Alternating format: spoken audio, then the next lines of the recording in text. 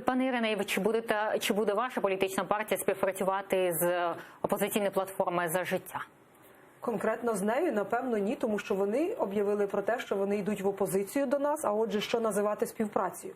Тим не менше, відповідаючи на запитання чи на такі гіпотетичні, так би мовити, події, які відбуватимуться уже невдовзі в парламенті щодо призначення керівників, наприклад, комітетів, або їх заступників, або віце-спікера, це те, що мені відомо на сьогоднішній день. Про керівників ми будемо говорити протягом години, і у нас вже є.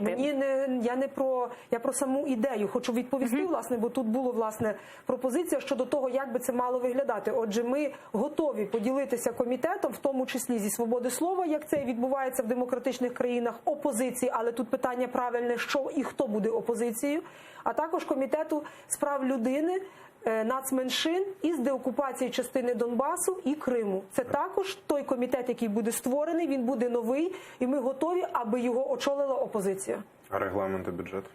Регламент і бюджет – ні. І віце-спікер. Віце-спікер – ні? Чи... Так. Так.